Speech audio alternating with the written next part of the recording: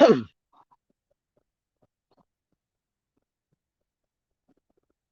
all my gorgeous souls. This is Breaking the Cage.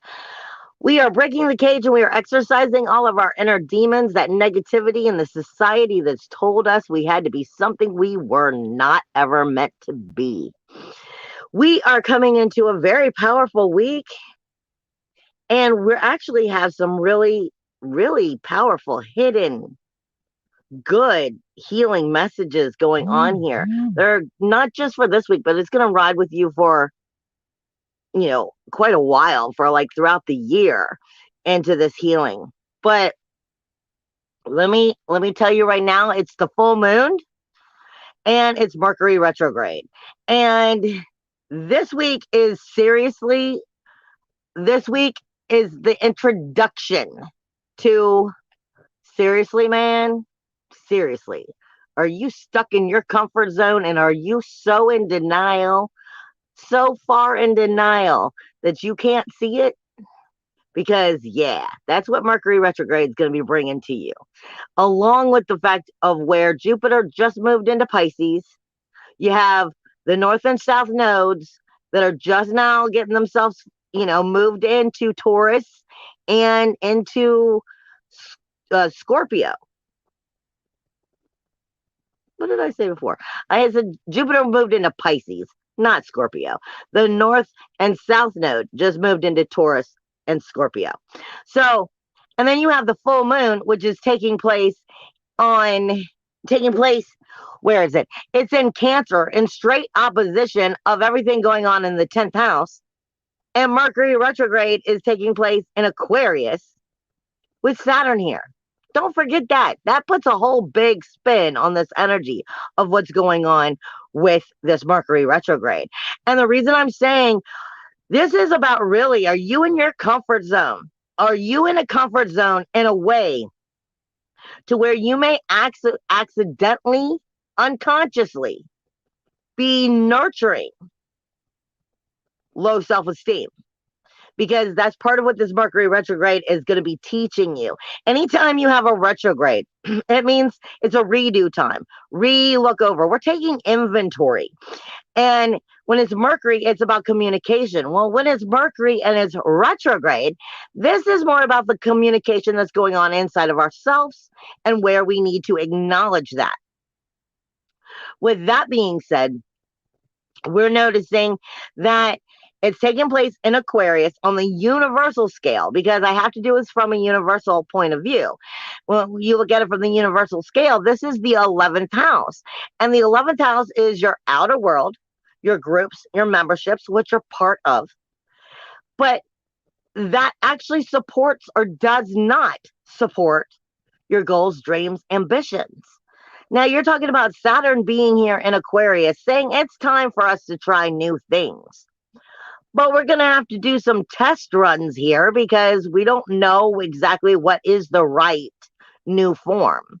So you can't just assume that you know how you're going to recreate it to be. That's part of what Saturn is about. But Mercury going retrograde here is about the communication of yourself within these groups and these memberships. But understand, when we start looking at the conversations that are taking place, and I'm going to get into the astrology in a minute, but when we start looking into the conversations that are taking place, as well as the hidden, I call it the hidden planets. They're usually the ones that are so far out in the Kuiper belt, and the Kuiper belt out in the cold. It's the asteroids, it's the comets, it's the small dwarf planets that nobody ever discusses. We have two major keys going on right now. And I'm going to explain it when I get into the astrology, but they're giving extra oomph of healing energy, extra oomph of helping you to understand, is there balance? Is there not? Just how conscious are you about your own self, your own self-communication, your own talk, and so forth? And then how is that restructuring what you're creating? Like I said, They're saying this is, Spirit is saying now this is going to have a lot to do also, this Mercury retrograde, as well as this full moon energy with your solar plexus. Solar plexus, but they say stomach also. So I'm going to give it to solar plexus and sacral chakra on how you feel about yourself, as well as if you're feeling strong enough to actually will it into existence. That's the two of them coming in together. I always say when I'm doing working with clients and doing these videos, the sacral chakra is somewhat not just a sexual chakra. It is, but it's also about your sexuality. It's how you feel about yourself. I call it the inner belly dancer. I'm like, it is your Mars energy, but this is where you still, that's why I said war, where are you still waging war with yourself, but you don't even know that you're waging war with yourself. This is part of what this Mercury retrograde is about.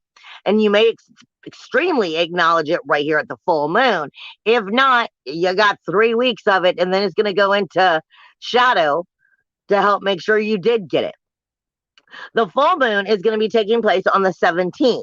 It is going to be taking place in Cancer.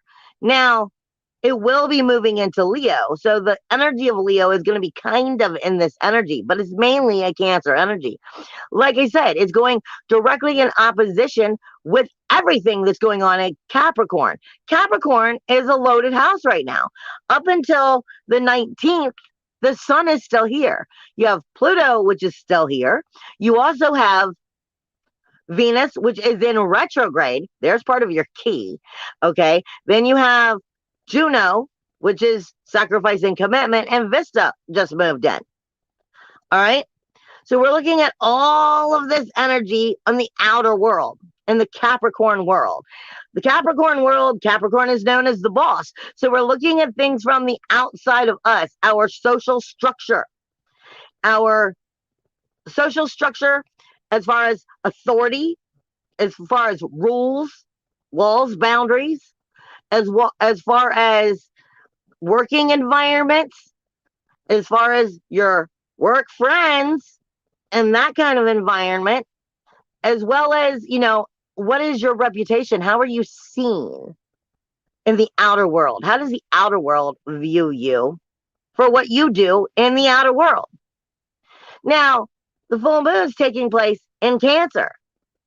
You have to understand that's a masculine and a feminine energy, an opposition, which is directly asking you right off the bat as we approach and we enter this Mercury retrograde. So where's the feminine and the masculine out of balance? Because for one, you have what, 5 planets over in Capricorn, and the only thing you have in Cancer is Moon. And Moon, where Cancer is your inner emotional security. It's the home of who and what you are. And you have got to remember, nothing has the power to take your life force energy away from you. Your will to believe, your hope, desire, your commitment to yourself. Nothing has the power to take away the power of you unless you've accidentally misplaced it. And then still, that's yours. It's up to you to go get it. But we accidentally give too much of our power away. This is the nurturing energy. Cancers tend to be very nurturing and very nesting and very loving, and they want to take care of everything and everybody. But the problem is, they also bottle it all up inside and they get pissed off and angry about it because they are one of the most emotional empath levels ever. Now you're looking at the nurturing, creative side of this full moon going directly into opposition with the Capricorn energy, which is the masculine, the outer action, the outer authority versus that nurturing. So where are you allowing that outer world, along with this Mercury retrograde starting to take place in Aquarius, those outer friends, memberships, groups, work friends, the outer world, where are you allowing yourself to find comfort in a comfort zone that's not healthy for you? that's actually not nurturing you, but in fact, neglecting the true health and desire and needs of what you need to be nurtured properly. It's like when we say, when you look at things from a child's point of view, or we're going into child custody cases. And I'm sorry to be throwing it up in that that mud-slinging way, but I'm trying to make sure you understand where I'm saying some of this energy is. This is part of these hidden messages to make sure that you're getting through Mercury retrograde correct, as well as the energy itself. Now, you've got to understand when you get into the mudslinging of like custody battles, you're getting into malnourishment. You're getting into eating disorders. You're getting into, neglect, not being bought the clothing you need, not being, bathed and taken care of proper. We're talking about true nurturing, like mother nurtures their child, how they raise them, how they talk to them, how they feed them, how they make sure that they are safe and growing strong. So where is this Mercury retrograde accidentally showing you where you're lacking nurturing yourself properly and where you've gotten caught in the comfort zone? And you go back to the comfort zone that really is just, with that, you're really coming into consciousness, acknowledging that you're nurturing all the malnourishment because you're comfortable with it. It's what you're used to. This is where the self-worth, self-value, self-esteem gets questioned because of the balance that is imbalanced. Everything needs balance. You cannot have light without dark. But if you have too much light, then you do not see any dark. If you have too much dark, there is no light. But the true balance is seeing everything. It's a masculine and a feminine energy of this full moon, talking about the fact of the balance of the outer world versus how much control and balance do we have in ourselves? How much light do we have in ourselves? How much are we nurturing ourselves? How much are we believing in ourselves? Are we maybe, during retrogrades, you always have somebody who's returning, are you maybe hooking back up with so-and-so simply because, it'll make you feel a little bit better right now because you've been alone? This is what I'm talking about. I'm not saying that there is any right and wrong.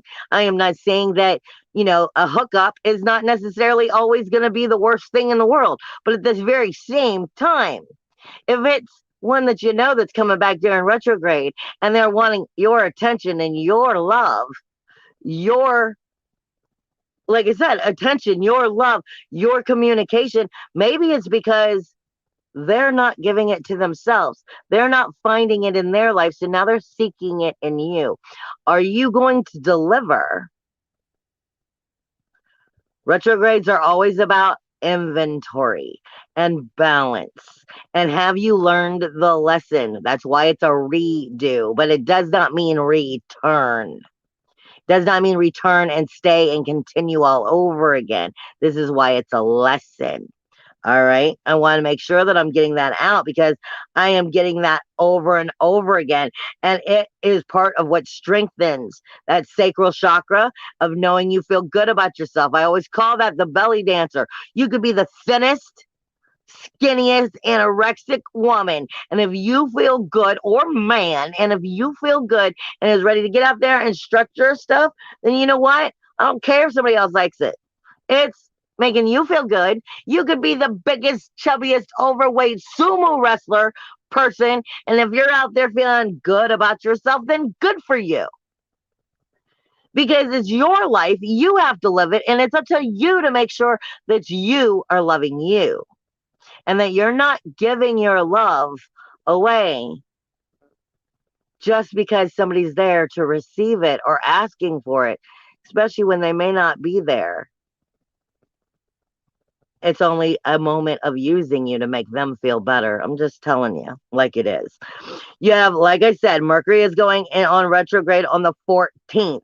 It will stay in Aquarius up until like the 28th or something, and then it's going to dip back into Capricorn with all that energy. But about the just before that, the sun is left, and Mars will move in, giving that outer world of that Capricorn energy even more spice and power. Okay, and more Mercury not talking correctly because it's in retrograde. You have the full moon on the 17th, not to mention, like I said, it's very nurturing energy, is what you're looking for.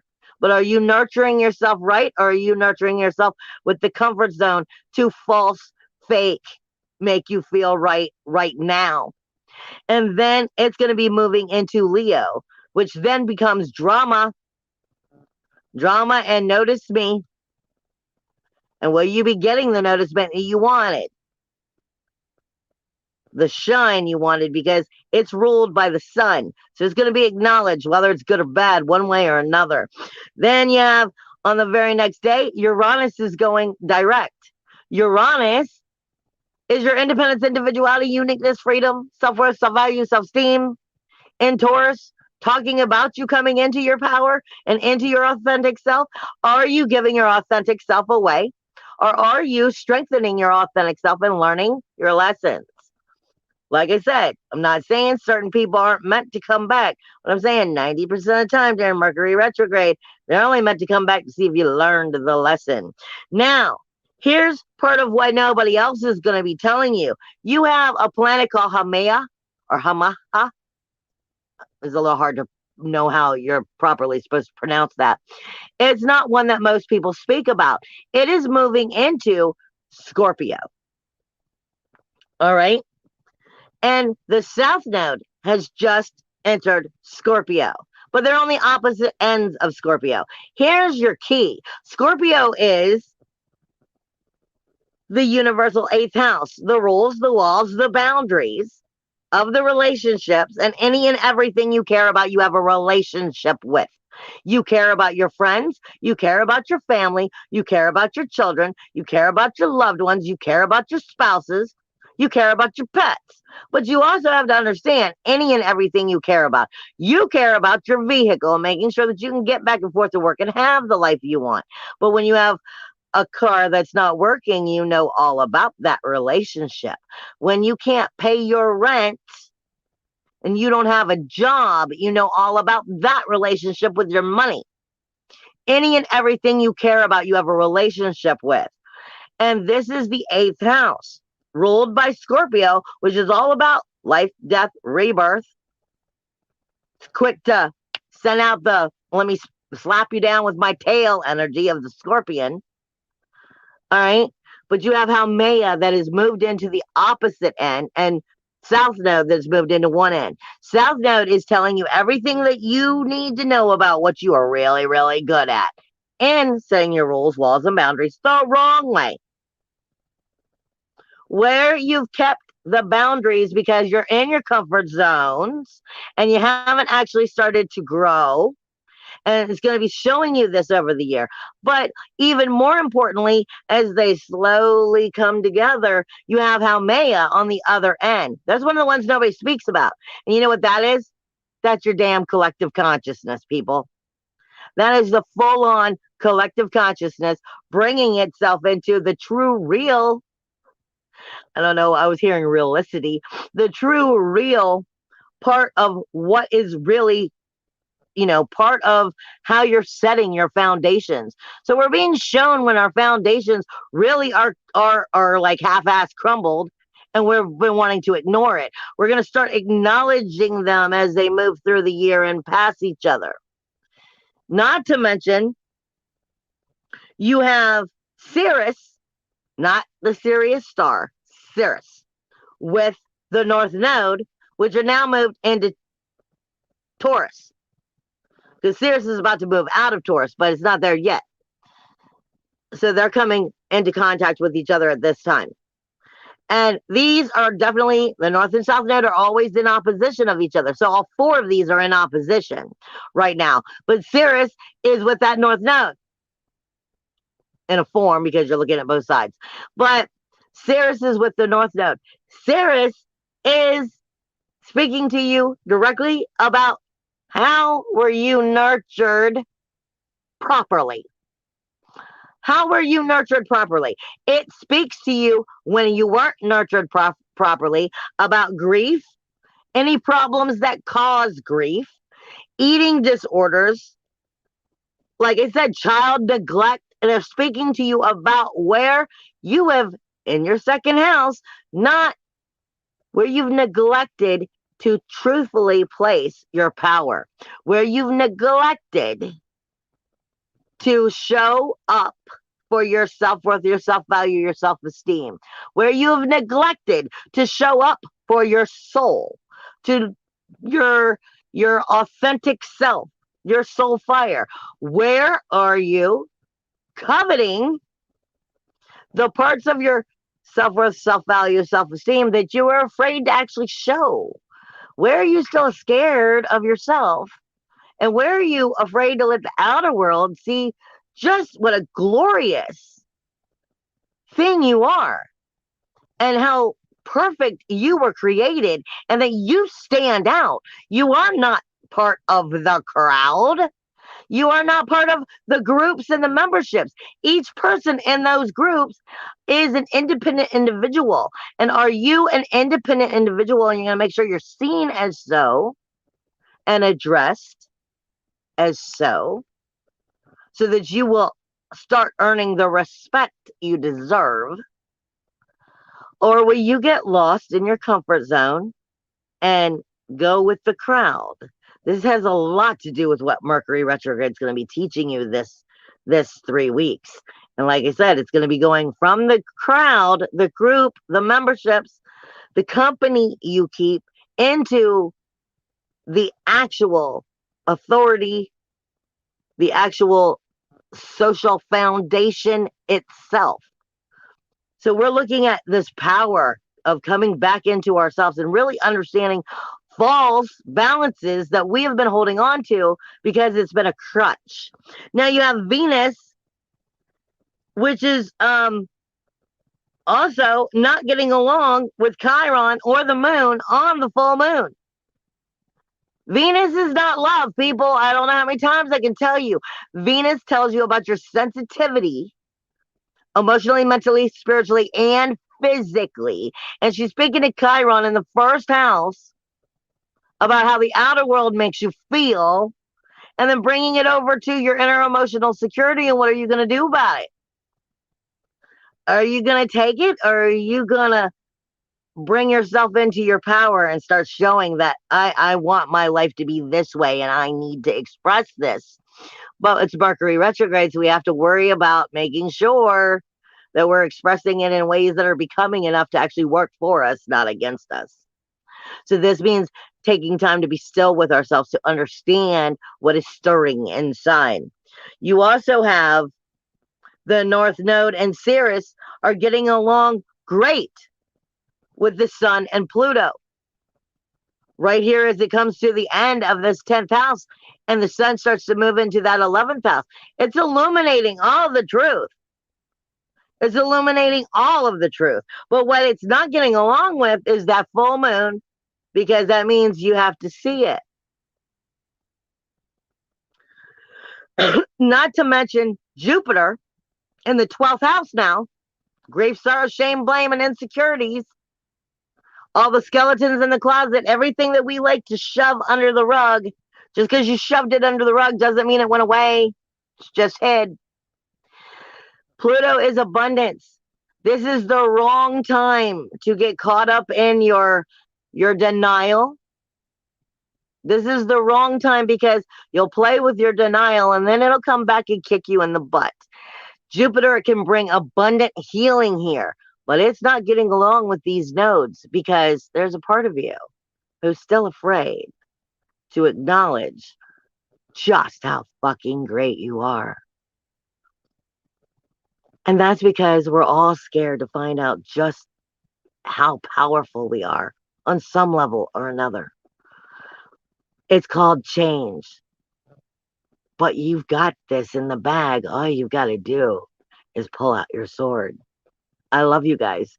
See you next week.